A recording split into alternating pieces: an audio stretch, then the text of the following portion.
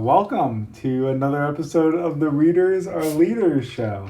I am here with one of my favorite people in the whole world, a man named Chris Keise. He taught me, and this just came to mind, man. I wasn't even planning on saying this. It's literally as I'm starting, I'm like, you should bring that up. You were a person, this is something that I always keep in mind, is that as long as I'm still alive, this was a phrase you used to say that I love, which is that as long as I'm still alive, I'm playing with house money. And That's true. that is Very true. A phrase that I always take with me. It's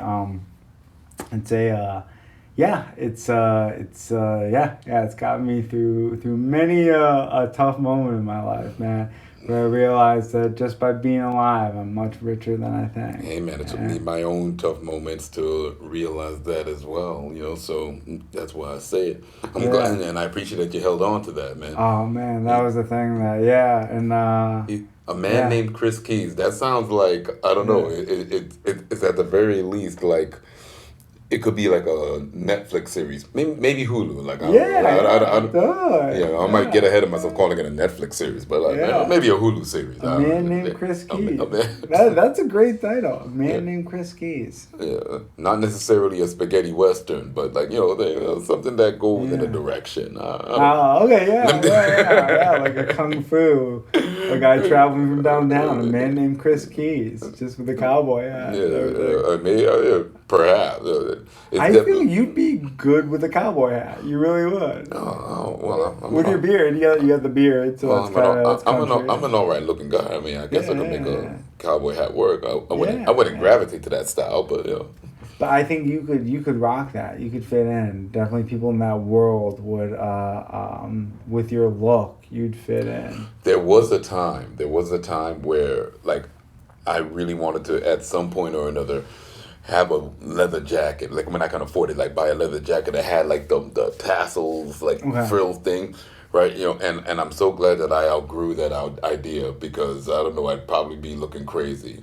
Oh yeah. You're talking like the frills, 1992, like Hootie and the Blowfish type. I guess that. I didn't even know Hootie did Adam that. Duritz in the Counting Crows, the Mr. Jones video, Adam Duritz had that thing you're talking about. I know exactly what you're talking about, though. I feel like it was like when Friends and Seinfeld were popular on the air.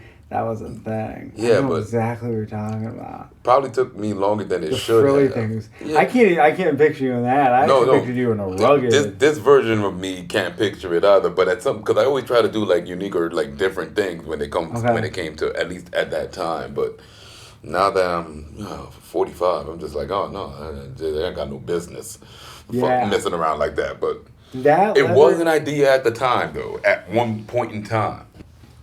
Yeah, I can't picture you with the frilly leather jacket at all. No, and I can't imagine why you would, because by the time you met me, I was all past that point when it came to style. I've been a t-shirt and jeans guy for a while now. Like all of those ideas of doing something like that, we're going back like 10, 15 years. I mean, I think in the last 10 years, I've basically been this, just like, okay, I might overmatch when it comes to, like my shirt, I have to match my shoes, because that's some old school, it's kind of like 80s, 90s shit that I've just never been able to shake.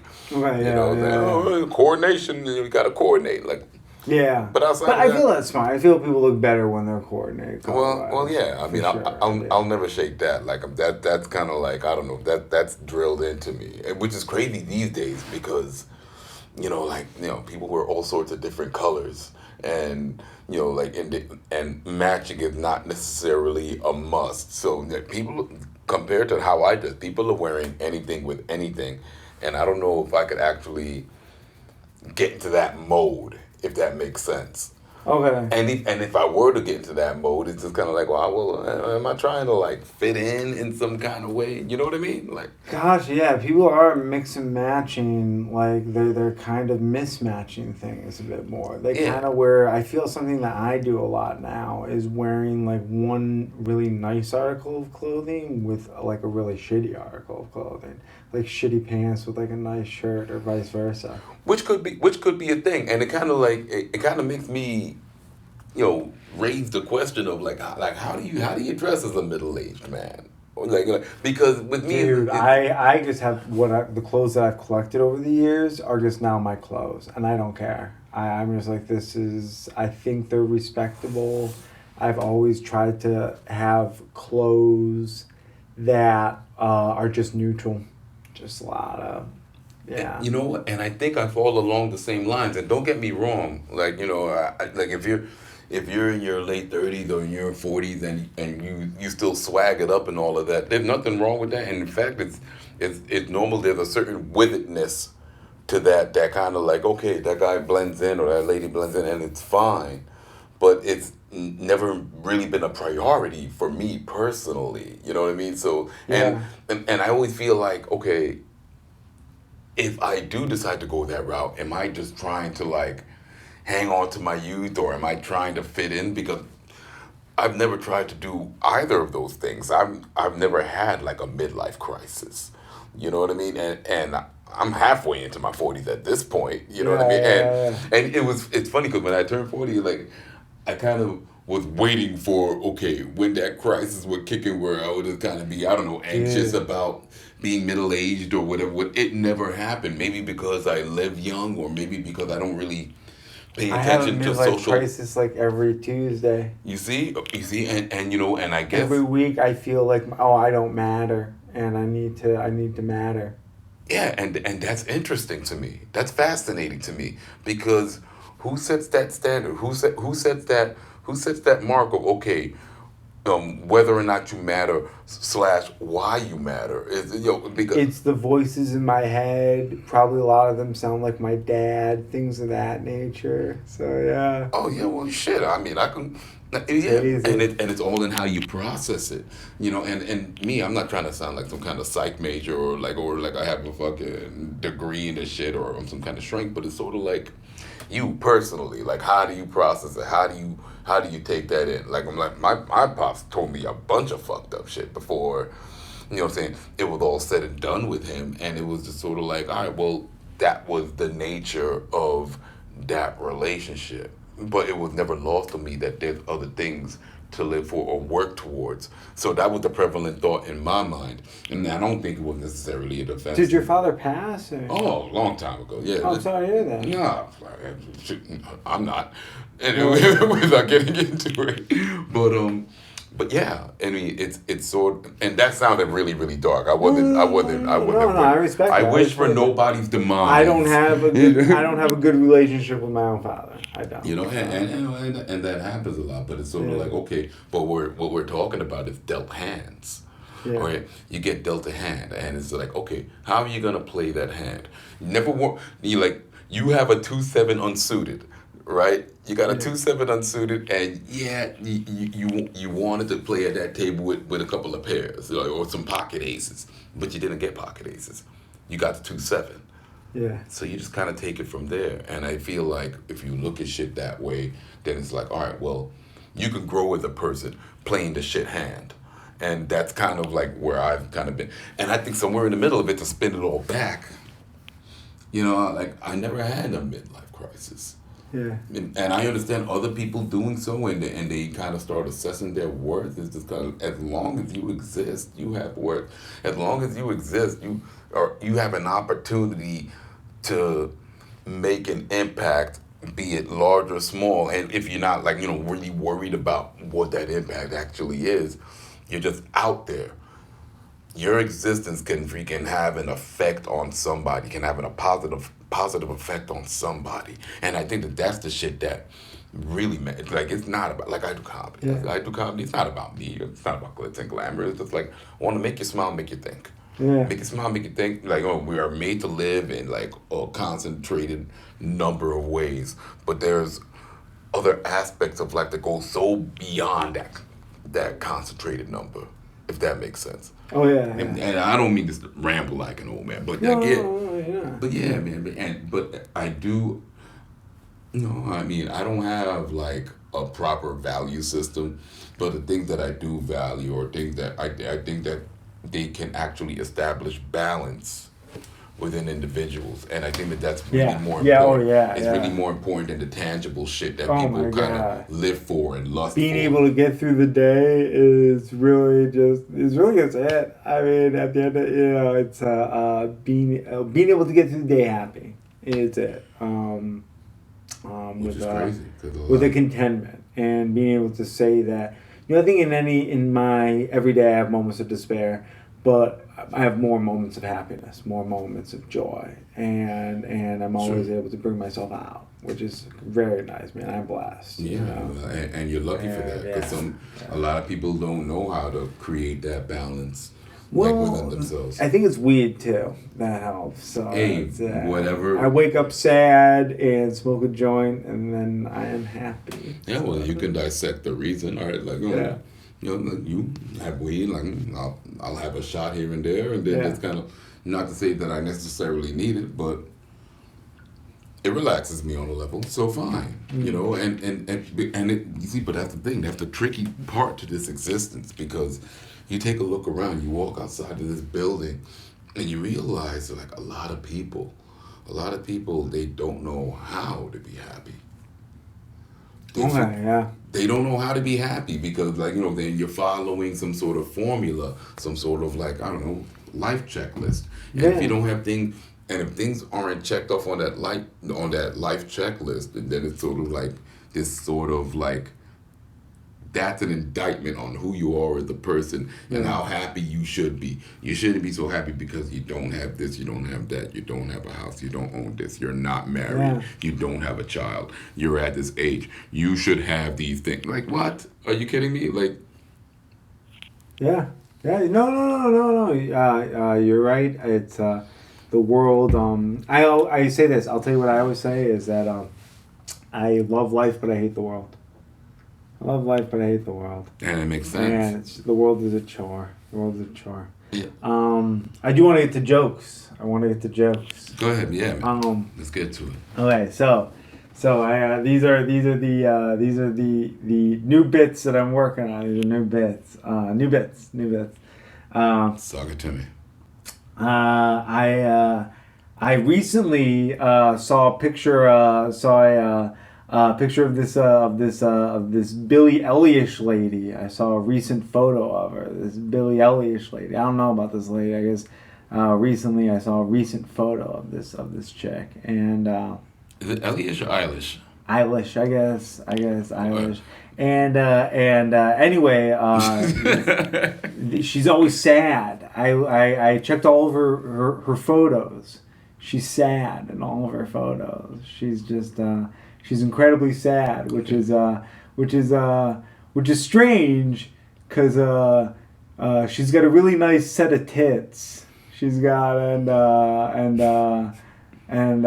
that's that. I feel you should be happy about that. I know if I had a huge swinging dick, I'd be smiling ear to ear. So I figured she could be, she could turn that frown upside down, because she's got a nice rack, a nice set of tits. That has that has something. Depending on the room, you can speak to a certain level of shallowness. But I think you got to be grateful for being hot. You got to be grateful. For being hot. Like I said, if I had a 7-inch swinging dick, I'd be smiling. You're telling on yourself a little bit right here, man. Because I have a small penis.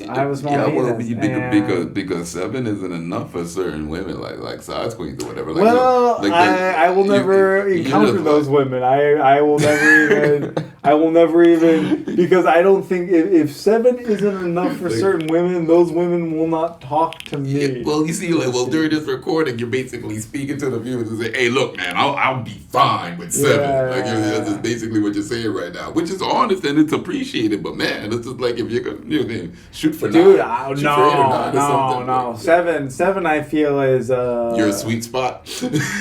I would if a genie came today, I'd say 7. I'd say give me a 7-inch penis, because I feel like then I can just always show up and always be fine. Just always be like, hey, you know what? This you could have had a good time with this. You could have had, no matter who you are, You could have had a good time with this 7-inch penis. There's a certain level of humbleness and humanity that's in this thinking, and I'm impressed. Yeah, so that is. No.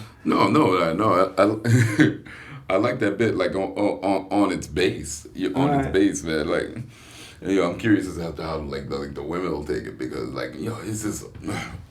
Never mind my philosophy. Next bit. Here's something that I don't understand. In the Batman movies, the villain never, in all the Batman movies, the villain never instructs his or her henchmen to just try to shoot Batman in the lower half of his face. That would be, I feel like if I was a Batman villain, and if I'm the Joker or the Penguin, the entire time, if I'm just Joe, Batman villain, the Penguin, whatever, Scarecrow, I would just be yelling, shoot him in the bottom half of his face. Clearly everything else is bulletproof. Just aim. I'd be training people. I'd have fake Batman dummies, and they'd be shooting, and they'd have to hit in the bottom half of his face. That's a tall order, though, isn't it? Though, I mean, we're talking movie bad guys have bad aim, to start, historically. I get that, but I'd be still yelling that. It's even though it's tough to score a touchdown, the coach still has to yell, score a touchdown. And that's shoot him in that part, because that's the only part that isn't bulletproof. So they never yell out what the person shooting that Batman is supposed to do. Well, they have bad, and you're talking like that's a big target, though. So you got this massive man, right? You got this massive man, and then you've got this. This is your focal point, and you're shooting from distance. And Batman's quick. He's not just kind of standing there, he's bouncing here, bouncing there. He's fucking Batman. So you got this small moving target. You know what I mean? I don't know. I think that if you're the Joker and you're asking this of your henchmen, I think the henchmen reserve their right to look at you like, what the fuck you talking? We're talking about Batman, and you're talking about a small target. But that's the bullseye that's gonna murder him. Well, sure. And I guess what I mean is, it's naturally what you want your henchmen to do, and so I just feel like it would be the natural thing to say in all the movies, and no one has ever Oh, maybe it's coming. Yeah. How many Batman movies have they made to this point? 54 or something? It's up there. So yeah. There's still hope. There's still hope for this vision. Yeah. Shoot him in the jaw. Yeah. Shoot him in the chin. Shoot him in the chin. Shoot him in the mouth. That's it. Shoot him in the mouth. How funny would it be if they cast a Batman that just had an abnormally just big jaw, and that would be what would inspire whoever plays Joker to be shoot him in his big ass jaw, say some shit I'm just. Yeah, no, you're right. Because all the Batmans to date, they've had normal sized chins, but I don't know which actor has a classically huge chin, but let's say they get cast as Batman, they could add that little. Maybe which would satisfy you, that Arnold Schwarzenegger. Your life becomes a little bit more complete. Arnold Schwarzenegger. Does he have a big jaw? I think so. The California condor was going extinct. I read this in The Economist. There was 55 left. And it was going extinct. The California condor. Mm-hmm. And environmentalists started to nurse the species back away from extinction. Now there's 300 and something. Now in this process of nursing them back away from extinction, they discovered some of the female condors, because there was not enough suitable male condors to fertilize them, and it was a distressed situation. Because of this, some of the female condors just gave birth to fertilized eggs without having been fertilized by a man. They didn't have sex with a man, no fertilization. They just like literally gave they had fertilized eggs, despite the fact that they had not had relations. Is there a scientific reason as to how that happened, or apparently just when a species is nearing extinction, there's just not enough suitable mates. Like this can happen apparently, and it got me thinking. I don't know. I mean, I guess maybe there's some like telepathy among species. I don't know, but it got me thinking. Or maybe it's just not enough suitable mates, just the species knows. But here's what got me thinking. Please. The Virgin Mary, maybe,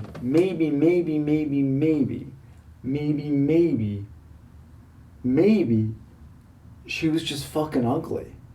Like maybe no dude in Judea wanted to dance with her at any of the dances, at any of the Jewish circle dances, and she just got prego.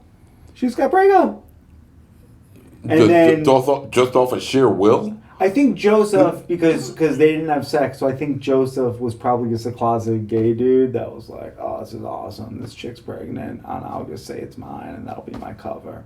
That's probably what was going on with him. But yeah. Because somewhere in the middle of Saint Joseph, probably closeted. He was probably a closeted gay dude. And Mary, probably a super ugly chick. She was a California condor. She was a California condor. I was about to say, because the parallel here is you're basically calling California condors ugly. I understand. Well, no, they were in a distressed situation. It's just from their being close to extinction, the species as a whole.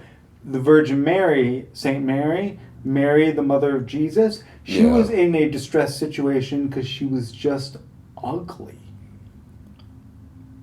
So that's... I got it. So that it might have been. It could have been, but I'm still trying to hold on to this whole condor thing. Oh, we're editing so cool. Bear with me. Take your time. Yeah, I'm still holding on to the thing that like a condor was able to procreate on its own. Like, I mean, I feel like that's a story that should have gotten more publicity. Like, you're basically willing yourself to procreate. Like that's. Well, it's in The Economist. I mean, I don't know. It's I guess it does happen. It's not unheard of, but it usually happens with like reptiles. Which are animals that like do things like grow new tails if their tails get cut off and stuff, and so they're kind of like a bit different, but not wholly different. In a weird way, the theory is if they can do it, it might be something like if we were near an extinction. I guess that's there's like a telepathy amongst humans that if we were near an extinction. Just there be. You know what? I think that's a testament to how much we suck as organisms. If you take a look at it from that standpoint, it's just like, all right, well, if there are certain animals that are capable of that, it really speaks to our limitations as human beings. Like, as a species, as an organism, our capabilities can't get that far. Like. Okay. I mean, what are your? Oh, make sure you don't. No, I didn't. Yeah, our capabilities can't get. We can only go so far in terms of what our abilities are. We can build rockets, we can build bridges, but we can't regenerate ourselves the way a condor could in grave circumstances. But we don't know. We've never been in those grave circumstances. There's never been down to like 55 of us. I feel like we've just been one ongoing grave circumstance. If you take a look at how we we operate. A lot of us, though. So we're definitely not shy for people on this planet. That's for sure. There's but at the same billions of people in China, billions. Yeah, but at the same time that's going on, like we're self-destructive, like in our own right as humans. Like we. Yeah, I think there's people who's trying to sell us stuff. I mean, to some degree, I think you're right. I think with climate change and shit like that, something weird's going on with that. I don't really know. Definitely, weather's been weird. Yeah, like I don't know. Like, are there animals that like are worse at coexisting than actual humans. So like when you really think about it, and like me, look, I don't study animals. Yeah. I've never hosted a show on Animal Planet or whatever. I know lions will fight lions, but is it on the same level as the way humans just get at each other? Oh no, yeah, not at That's all. what I mean. Yeah, You know what I mean? yeah. So I feel like we're just kind of like self-destructive, like again as a collective compared Well, to. I don't know what happens when like a pack of wolves meets another pack of wolves. I don't know. I have no idea. Because that's the whole idea is like tribes, human tribes fight each other, right? That's like the whole thing, right? Like nations fight each Yeah, other. and that's the So nature like of human that. beings. So human tribes fight each other. So that would be like a wolf pack. So do packs of wolves fight other packs of wolves? Probably Maybe, not. I don't think so. maybe they do, maybe they don't. But I can tell you that, like, I mean, like, Yeah. that's something that I'm not gonna say it's exclusive to humans, like how we come after each other, but you never see that with puffins. You know what I'm saying? Like, you know, like, like when have you seen freaking puffins brawling? Like you don't see that, and you don't see that with a lot of animals. Yeah, there's no. How much they footage do don't- you see? Like, I mean, I'm being silly. There were puffins. They're adorable birds. Like, you know, let's, you know, that's why I pointed Puffins out. don't raise up a flag. But even like tigers. Like, how much footage do you have of like tigers just fucking going to town on each other? You know what I'm saying? Like, Yeah. I mean, I'm sure they fight, but it's not like a thing. Like, you know. Yeah. Yeah. Yeah. I don't mean to be on some human suck kind of thing. I don't mean that, but like, you know, I mean, it's a point. It's a point. Yeah. And maybe because we're that fucked up, maybe we are incapable of regenerating, because that's the God's way of saying, like, I'm not giving you that ability because y'all be out there doing this kind of wild shit, as opposed to condors, that just chew on dead things, like, and have that The be their California diet. condor. Yeah. Isn't that like the biggest bird in the world or some shit? I have no idea. No, I have no I idea. heard something like that. They got like the biggest wingspan or something. Really? All right. Good. Don't quote me though. Don't quote me. But I know they're amongst the biggest at the very least. I want to move on now to I read the autobiography of Malcolm X. Yes. Which was also written in participation with Alex Haley, right? Mm-hmm. I believe. And who, from what I remember, this is just off the top of my head, I believe he wrote Roots, Alex Haley. Yes. Yeah, which was, because I watched that when I was a kid. I thought I'd maybe read this book in my mind. I just remember the cover, I told you. But I would have remembered this book. It was an incredible book. So I'm going to recap the book, and feel free to chime in at any moment during the recap. Sure. So it was this guy named Malcolm X. He has his mom and his dad. Sorry, I'm just the water in the background. No, it's cool. Like, It's cool. I'm like, is that gonna pick up? So this guy Malcolm X, he's a kid, and his dad is a preacher, and his dad is a preacher for this movement that was effectively. It was a movement where Malcolm X's dad was trying to organize black people, a group of black people, to possibly explore the idea of traveling back to Africa. But either way, it was a black empowerment movement. So Malcolm X's father was this black empowerment preacher, and he was murdered. Malcolm X's father. He was a preacher, a black empowerment preacher, and he was murdered by the Ku Klux Klan. Essentially, I believe it was in Michigan, I believe, and it was called something like the White Legionaries or something. Was the name of the group, but it was essentially the KKK, same type of group, and they murdered his father. And they bashed his father's head in, and then hit him with a car. They murdered his father. Now, the insurance company that was supposed to pay out to his mom, this big insurance claim that was supposed to pay out because his father was murdered, denied the claim because the coroner's office said that his father committed suicide. Because they were covering up for this KKK group. So they said that his father committed suicide. And so the mother didn't get the insurance payment. And so then she had to go on state aid in order for the family to survive. And the state would come in and separate her from her children all the time, and separate the children from each other. And so she just went through hell. She went through hell of losing her husband, and then going on to state aid, and then having the state basically take over her family. And so she went insane because of this. And her health declined, and she had to get put into a home because of that. And her children then went to foster care. And Malcolm ended up in a like a white town in this foster care system, like an institutionalized foster care orphanage, just like literally almost like as crazy as it sounds, I'm talking like 1950s like Parks and Rec department basically in a town, and he's just like literally the orphan. A little earlier, a few decades earlier, but yeah. Yeah. 40s would it be maybe 50s, 40s? No, he was born in 25, so it would be. It would have been 30s even, 30s, yes. 30s, and so he's there. He's like the orphan of this town in the municipality building, and one thing that he thought was strange was this. So everyone in the town is very nice to him all the time because he's like literally the only white person or the only black person in this entire town. It's all white people, and he's the only black person.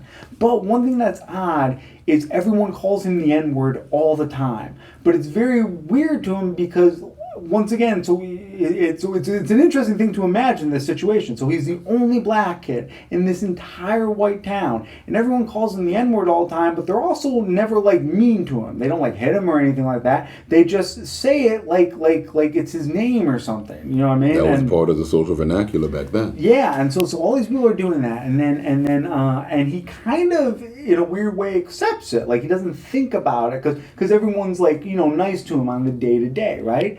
And so anyway, the one day his teacher, and this was a very moving part for me in the book. His teacher has says to him like, hey, what do you want to be? They have this private one-on-one conference. Him and his teacher and all the students had this private one-on-one conference. I remember. Teacher. And he says to him, what do you want to be when you grow up? And the teacher says,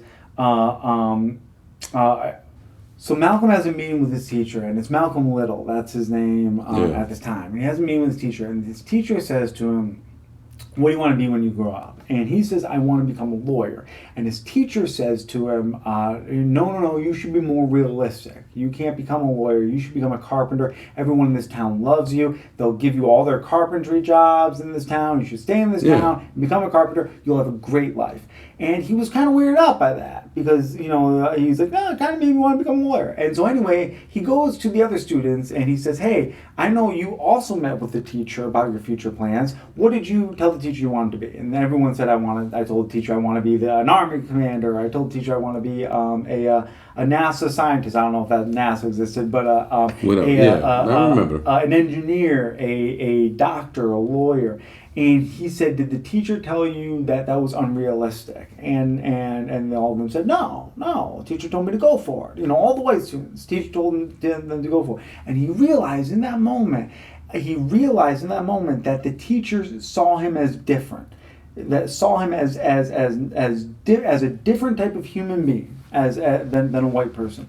And from that day forward, he never accepted a white person calling him the N-word ever again. And that was in my mind. I was like, holy, that really hit me, that moment in the book, man. So like after that, whenever a white person in that town would call him the N-word after that, he would at the very least give them a dirty look. And this was after that, slowly but surely, because his attitude changed and he wouldn't allow the white people in this town to just call him the N-word anymore at random. He wouldn't be jovial afterwards at the very least, because he had taken on that rightful attitude of standing up for himself in that way of saying, hey, you're calling me this because you view me as different. That's the reason you're calling me that. You view me as a different type of human being than you. And I didn't realize that, but recently I had this epiphany when I had this meeting with my teacher. I don't know if he verbalized this to everybody, but this is what was happening. And basically, because he was now asserting himself and asserting his equality and asserting his human dignity, the town kind of took a disliking to him and took a disliking to his new attitude, and they just asked him to leave. When he was in high school, they just asked him to leave. And so anyway, the town just asked him to leave, and so then he leaves and he moves to Boston to be with, I think, like a family friend and also kind of his family too up there. And he basically at this point gets reunited with his family friend and his family, and he goes up to Boston. When he gets up to Boston, it's his first time now in a very long time being around other black people, and so he meets tons of different types of black people, and he describes all these just different state, just different classes of folk, you know what I mean, of all different classes, depending on wealth and depending on money, you know what I mean. There's all these different types of black folk that he describes in all these different neighborhoods and everything, and he gets a job at first at a I forget if it was at the shoe shine first or the soda parlor first. But either way, he gets a job shining shoes at a dance hall. And he then becomes like a star at that dance hall. Where he becomes a dancer, and he gets his hair done in, I guess it's called a conch. I don't right. it's like where they put chemicals to relax the hair and all into black dude's hair to relax the hair and stuff and make it, I guess, more like, I guess, stereotypically similar to white people's hair, I guess. Yes. So anyway, so he gets that, and he becomes this kind of like the Saturday Fever like dance star, and then through that he meets this white chick through the dance halls, and it's this very kind of scene that I do remember where he talked about how he went to a dance with this black chick that he met at the soda parlor that he was working at, the ice cream parlor. Yes. Yeah, ice cream. And then he ended up leaving that night with a white chick instead. And I guess like the black chick that he went with just like went like crazy later on in life, and he always hated himself for that. You know what I mean? That was a real moment for me, man, too. Just because the book is filled with real moments. Even so, like I know in my life, man, where I've like, in younger years, just like ditched one chick for another chick. You know what I mean? I'm like, you don't want to hurt. You don't want to hurt a person. You know what I mean? Then to find out years later that person went nuts, like you just like that's that. Who knows if it was because of that? You know what I mean? But but in the book, he definitely seemed to kind of like really hate himself over that. Well, see, but that's the thing about the book. That's the thing about the book, because it's like, it takes you on his journey. It takes you on his personal journey as a black man in America at that time. Yeah. It takes you on that journey, and obviously he, as a youth, he went through dark shit, and he basically had to process everything that went on, like his father's death, murder. Yeah. Right, and then his mother going insane just off of just hardship, just pure hardship in the absolute form of it. Oh yeah. Right, and now that's happening, and he's not yet in his formative years. Yeah. All right, so and he's of this strong brain where he just kind of like takes in and because he could easily be somebody that's exposed to the nightlife, exposed to shoe shining and what have you, and he just rolls with the punches. He can easily just kind of like play it as it may and be like, okay, like this is a young black person's role in America or in this setup in Boston or whatever. But the whole time, he's processing what's going on, right? And like over time, like after everything that went on with him, like jail time and we'll talk about that. Yeah, I'll talk about and all of. So he starts dating this white chick. And he then moves down to New York City, becomes kind of a low-level gangster, gets running numbers down in New York City and everything. Gets into some trouble there, feels like he needs to escape just because he kind of gets into this street fight over some nothing stuff. But, pride gets in the way and everything. And he was scared this one guy might kill him, but he wasn't sure. He was a young dude, you know what I mean? You get inside your own head about stuff. But anyway, he runs back to Boston. Then, when he's in Boston, he starts hooking up with that white girl again, and they start robbing houses together and everything. There's this one crazy part, man, in the book where he talks about how he's there with his that white chick that he was and her friend, and then his other buddies, and they have this gang and they're robbing houses and everything. And he talked about how, like, before they went on their first robbery, how he took a gun, a revolver, put one bullet in, and roulette, yeah. Russian roulette, and clicked it. I think he said he clicked it like 4 times. Like, there was only like 5 things in the chamber. It was something crazy like that, where like it was just like, I am supposed to be dead unless God favors me to live right now. You know what I mean? Yeah. Like, there's some crazy like. So anyway, it was just a very wild scene, very visceral scene. So there's that crazy Russian, there's that intense Russian roulette scene, and then so anyway, they start robbing houses, and what happens is they're robbing houses, and they get arrested. And, they get pinched and everything, and he ends up going to jail. And so he's in jail, and his brother comes to him and tells him about Islam, tells him about the Honorable Elijah Muhammad, and this guy running the Black Islam movement in the United States. And so anyway, he sits there and he hears about it, been in prison, the Black Islam movement. His brother tells him about it. He meets very intellectual people in prison. He gets inspired to educate himself. One thing that I love is that he he copies the entire dictionary. I love that. He teaches himself to read, man. He just copies the entire dictionary. Just learn all the words, man. Learn all the words. I love that. One of my favorite phrases is one of my favorite phrases is every word you don't know is one of my favorite phrases is every word you don't know is an idea you don't know. And I love that. And so he talks about that, how the dictionary is just like a mini encyclopedia. And so by studying all the words, you study everything. You kind of, it's crazy to say you know everything after that, but you kind of know everything there is to know. I guess all the things. You know all the things when you know the entire dictionary. So he reads the entire dictionary. He becomes very, very smart in doing this, very, very educated in doing this. And that's where he becomes because he was always very, very smart, but became very, very educated. So then what happens is he gets out of prison, and his brother leaves Islam, and he has a falling out with his brother, but now he is a disciple of this Honorable Elijah Muhammad. Yeah. And he starts preaching Black Islam to black men all throughout the United States, basically being like, hey, this is a way for you to just be a better man. And that's the interesting part about it. That's what religion is in general. He's like, stop drinking, you know what I mean? Stop smoking cigarettes. Just be a better man, you know what I mean? Get married, have kids, educate your kids, be a family man, just all that stuff. And there's that one moving scene. There's many moving scenes, but there's that scene that I remember where one of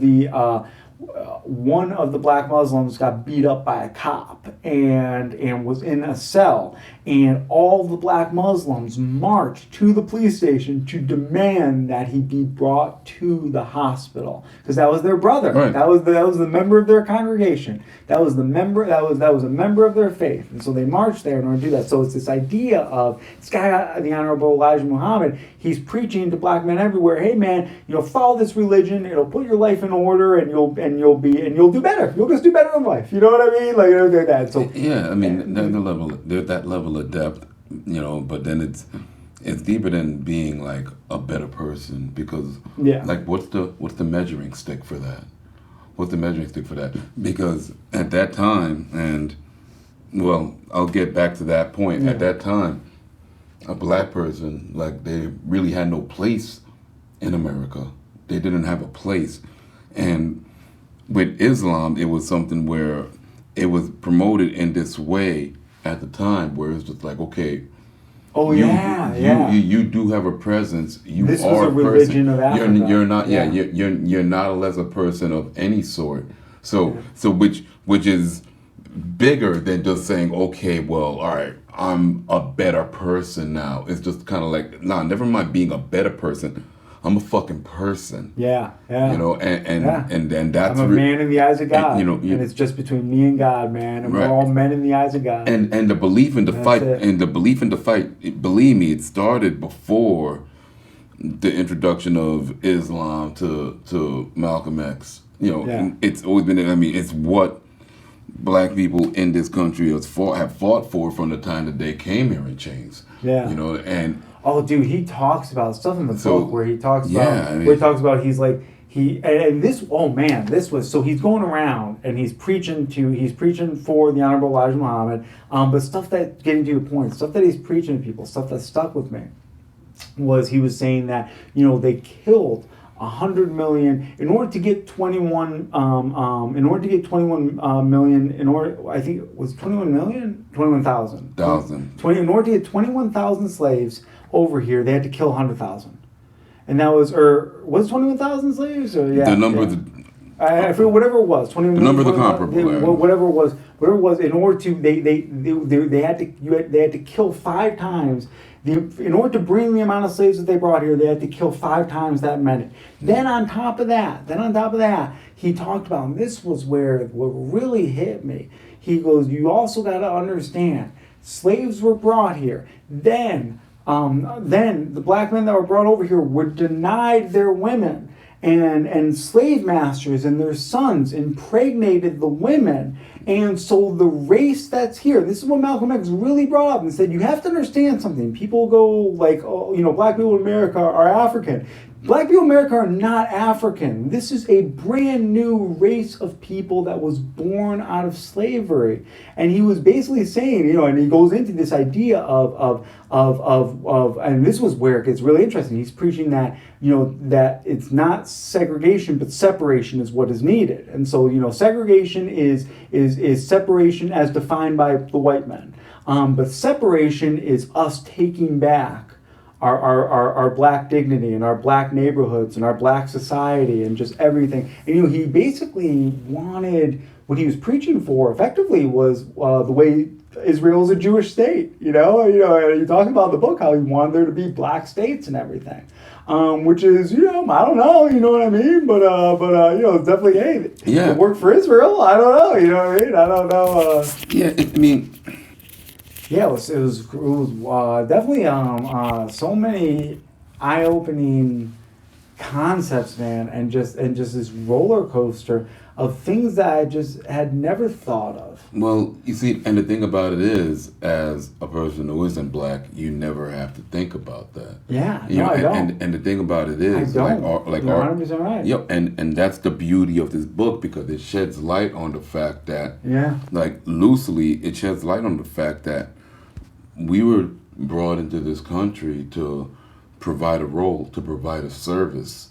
Right? And as we're brought here to provide that service, we're automatically seen as a lesser human being, if we're even being seen as a human being at all. I mean, shit, they made like clothing and purses out of our skin, like, you know what I'm saying? Like, I mean, the dark acts that's been committed, you know what I'm saying? At our expense. I mean, I don't want to sit here and sound like Jesse Sharpton, but you know what though? I mean, if I did choose to be that way, like, you know, it would be well within my right, because most people throughout history, like, they don't have to go through that. And I know there's different forms of enslavement and all of that, but when we're talking about a race's existence in a country that's proposed to be like the free world, and mind you, historically, this is not an aged country at all. This country is only, U.S. is only what, 250 years old, or it's just about to be. Oh yeah, it's a young country. It's a baby. It's a baby compared to your China and your Indias. Because it's so young, slavery was such a large part of our history. Yeah. A huge part of our history that just reverberates. A history that doesn't go that far back. And you're right. And so, like, when you talk about, okay, what the country's MO is something that's kind of sort of ever changing. And even though it's ever changing, it's something where, like, the common denominator is, on some level or another, our people are a lesser people. And it's something where, okay, we'll face this challenge and that challenge, and it may not be a challenge against being slaves, but turn on the news. You know, and so like, and that's the thing, and all of that in some roundabout way, it's in that book. Oh yeah, one thing that I'll tell you, man, when he's sitting there and he's going around and he's preaching for Elijah Muhammad, and he's talking about just all the injustices that have been perpetrated against black people in the bringing of black people over to this country, and then since then, man, it was just eye-opening stuff, one thing after another. And even when he talk about stuff like the conks and everything, this idea of, for a while, white people just putting this pressure on black people to almost try to be white, basically. Yeah, because that'll be their way. Because that'll be their way of fitting into American society, and American society is not something that's been set in stone. Because it's a young country, American society and American culture, if we're even going to call it that, that's something that you're kind of making up as you go along. All right, because the country started out with slavery, just if not being accepted, it's not just accepted, it's just a way of life. It's a way of life to impregnate female slaves that you brought over and you're a colonist. It's just it was basically what you did. Yeah. It was what you did, and it wasn't perceived as wrong or whatever. So well, that's the one thing that he says is that the reason white people don't, and this is very eye-opening too. He says the reason white people don't want to confront this is because every black person is the child of rape, effectively, in the United States. Not every, but a lot. And so there's this just inherent knowledge that this person is me, man. Like, this is not like we are related. Okay. You know what I mean? Now think about that's this. wild. Now think about this. Fast forward. And he would talk about that. Yeah, He would have to talk about that in the book. Yeah, but fast forward and think about it. That's in that book. That book goes back some 60 years now.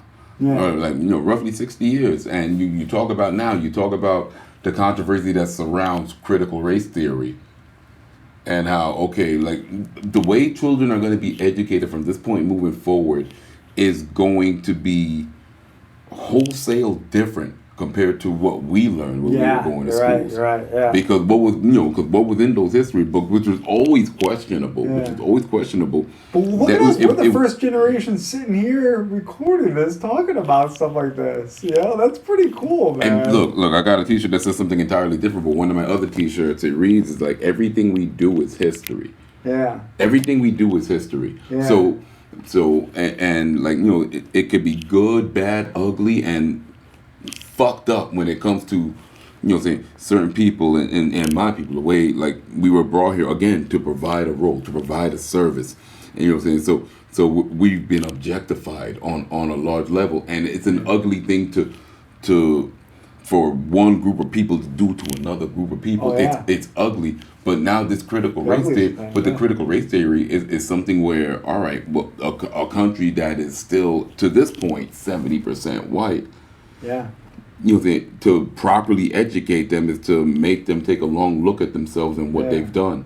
And then I like you say that this country's 70% white, because it is. A lot of Hispanic people are trying to jump ship on that, but I'm like, you're white. No, but hey, look, that's the layers to that, man. Listen, I don't know how long you want this recording to go, but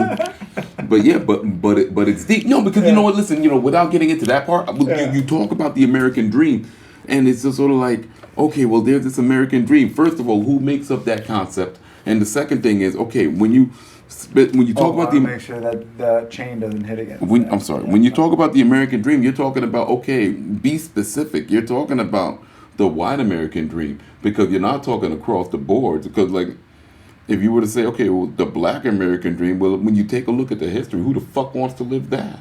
Oh. In terms of the experience, who wants to have their skin turned into wallets?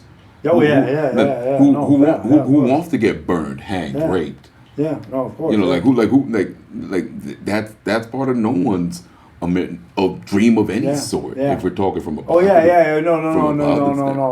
I'll tell you, the black experience in America, as far as the American dream, black people did not come over here as immigrants, and so that hand-me-down American dream does not exist for black America the way it is. So when people emigrate and they come over here, they're looking to live a certain way, a different way, a free way, but that free way is a white way. All right. So now when you go back to the conch thing that brothers were doing, like at some point, and they were doing it for a long time, relaxing their hair. I mean, the people that do it now. Like I can get deeper into this, you know. Like I mean, like look, like I'm enamored with black women that don't straighten out their hair.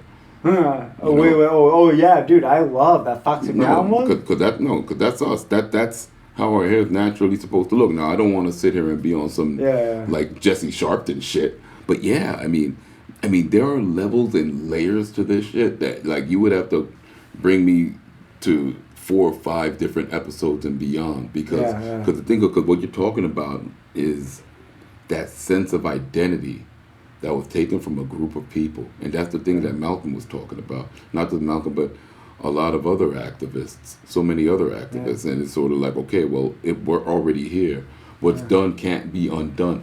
Like, that's what you have to think. Like, what other race, like, you know, really has to think about that? Or where it's just like, all right, well, we're here in America. What's happened, and we're still here. How do we live? How do we coexist? How do we go? Do we want to coexist? Do other people want to coexist? That was Malcolm X's whole thing. Is like what is that? You know what I mean? Can it happen? You know, he said it can happen through intermarriage, but that takes a long time. Sure, and that comes at prices too. That comes at prices too. Like I point this out. Like I don't talk about it a lot, but and I've dated interracially over the years. Dating interracially, so it's me. And before it was kind of like a bad. You want to call it a badge of honor. I mean, living in New York, so you're going to see different blends of people. And when I was younger, like, you know, hooking up or making shit happen with a white girl or a girl of a different race, it was kind of a badge of honor, right? Yeah. But then it just kind of became a thing where, like, let's say I did want to, because me, I'm happily single, but let's say I did want to be in a relationship with a woman of another race.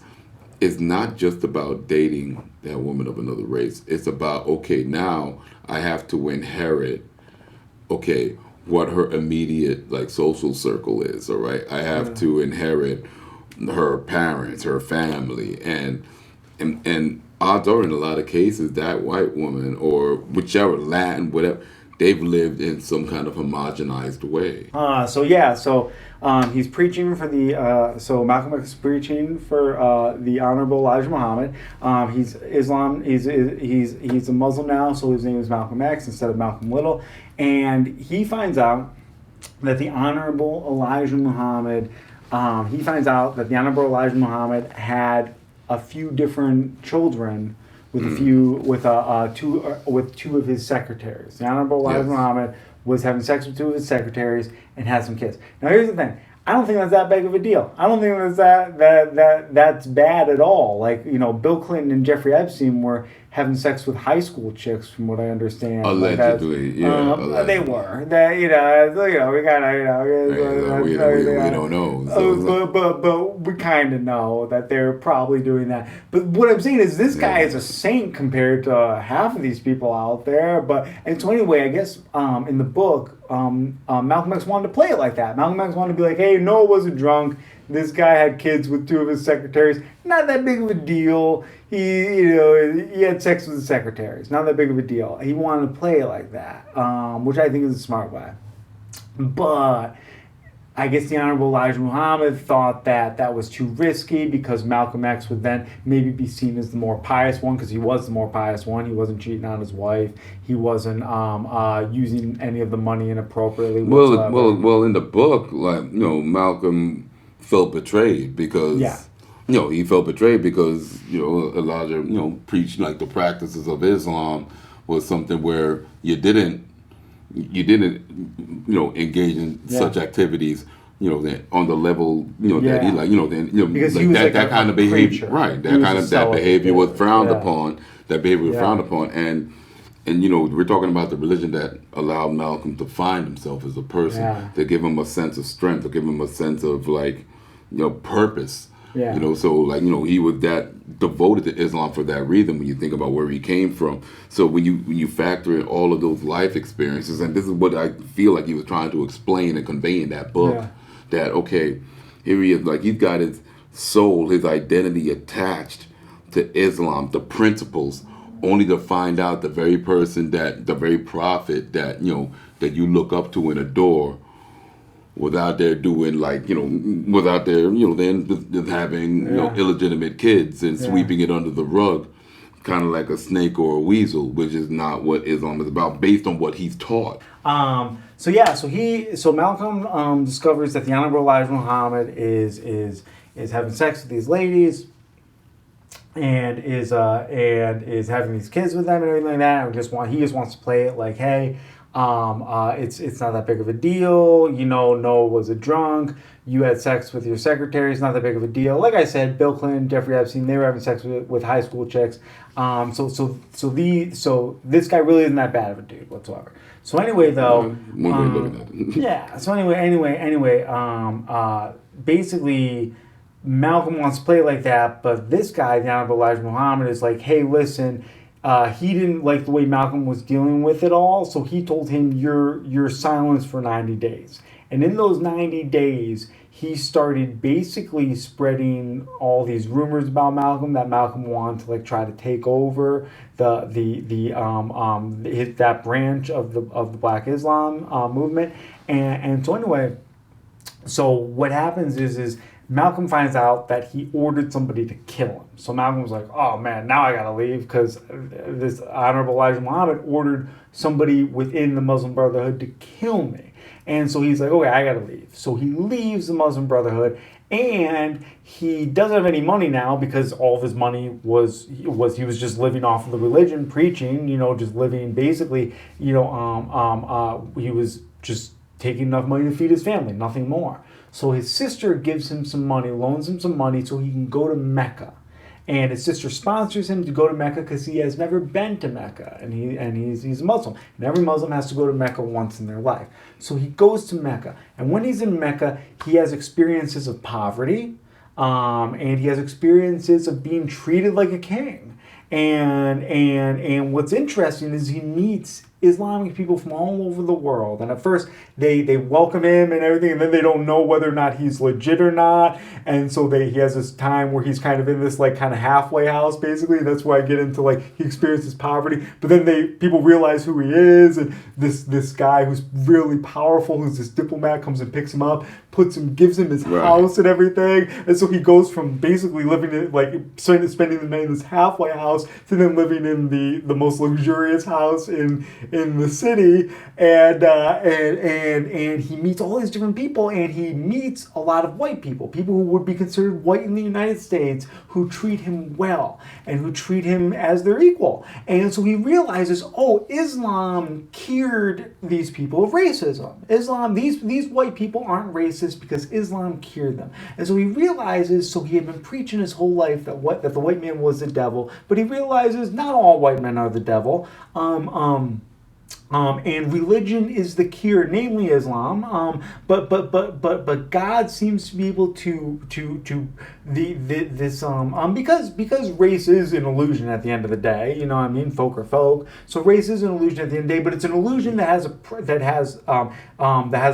practical consequences in our day-to-day life, of course. You know what I mean? And major practical consequences in our day-to-day life. But he realizes that the cure for this illusion was Islam. That all these people, because they didn't identify as black or white anymore, they identified as just followers of Allah. Illusion is a strong way to put it. You know, when you think about. Well, they of course. Well, I guess yeah. They follow Allah. So everyone who believes in Islam, they don't see themselves as black, white, brown, anything like that. They see themselves as followers of Allah.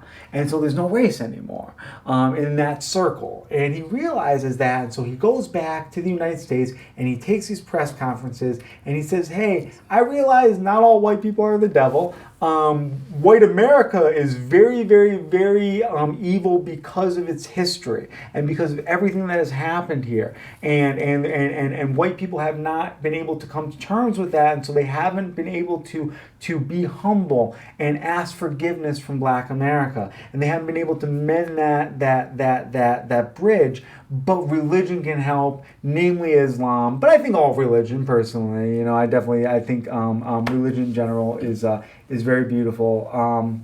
And so then that's essentially the book ends there. He starts this new mosque, and then I guess he was murdered by the Honorable Elijah Muhammad. Sent some dudes to murder him, I guess. But then it's still under question. People don't know whether or not the belief is probably the FBI or a combination. The FBI was killing anyone who was not playing well in the sandbox of the 1960s.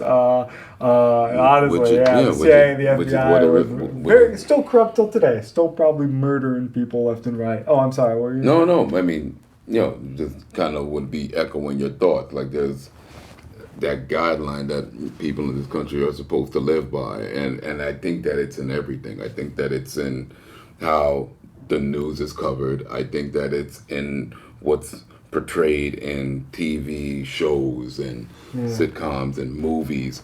I deeply believe it. I mean, there's very few things I watch on the screen, and it's because of that. Because like my journey as a Black man, it wasn't Malcolm's journey, you know what I mean? Which I like honestly like respect and to the highest degree, because again that book is that educational, just as a journey is educational, and it's ongoing. It's ongoing. And without going too deep into it, like deeper anyway, like there's a contrast. There's a contrast, and it's something that Black America has to embrace on varying levels. Yeah. Anyway, but yeah. Yeah, and now one thing I really took away from this book is there was a moment in the book where he became a ferocious reader. And I forgot to talk about this. Malcolm X, he became a ferocious reader. And he said that every book you read makes you more sensitive to the world. Every book you read makes you a little bit more sensitive to the world. And I believe that, which is kind of interesting because that's why I'm doing this whole show. Is I read, this is my world. You're one of my closest friends. This is my world. And so by reading your favorite book, it makes me more sensitive to my world. Yeah, because you're offered to take. It's just like us doing comedy. Like you have an opportunity. I mean, you could be a comic that takes on a certain personality, which we talked about a little bit earlier. But then it could be something where you're offering a different take. You're offering a different way to look at the world, how we live, how we've existed, and how different it can be if you want it to be different. Yeah. Because because you talk about, okay, well, like New York is a melting pot, and even within the melting pot, there's segregation. There's a reason why Chinatown's called Chinatown. And if you go to certain parts of Brooklyn, even with the gentrification that happened, like okay, you have sectors that are largely Russian, that are largely Jewish. Yeah. All right, buildings. Never mind like sectors within boroughs. They have buildings that rent out specifically to certain likes of people. And so when you talk about a melting pot, is it really a melting pot? Do we really want to mix up? And if we don't, and it seems like we don't, and that's and that's in the small chance, you have to wonder if we really do want to mix up, because like most of the world, they live within homogeny. All right, and this is like in this country, and only in certain cities in this country, it exists an opportunity to actually live in a way that's nicely mixed. Okay, where there is actual diversity, and New York is obviously one of those places. And in that city where you have the chance to do that, what do you have? You have Chinatown. You have a Little Italy. You have whatever. You know what I'm saying? So do we really want to do it? Is it scientifically possible? Do we by nature want to do it? And those are the questions I think that we have to ask one another, man. Because like, look, we're coming off this Rittenhouse shit that happened, then him just getting off yesterday. So I mean, yeah, we progressed, but then how do we gauge the progress? Yeah, I'll tell you, if I was a black person, I would not be moving. Well, I wouldn't want to move to Wisconsin anyway anytime soon. But definitely, I don't advise anyone moving to Wisconsin after that's not a doesn't seem to be a place that It's layered. I mean, seems to be a very scary place. Know you want to leave me, but I refuse to let you go. If I have to beg and plead for your sympathy, I don't mind, 'cause you mean that much to me. Ain't too proud to beg, sweet darling, please don't leave me, girl, don't you go. Ain't too proud to plead, baby, baby, please don't leave me, girl, don't you go. Now I heard a crying man is half a man, with no sense of pride. So if I have to cry to lead you, I don't even. mind I remember that part. if your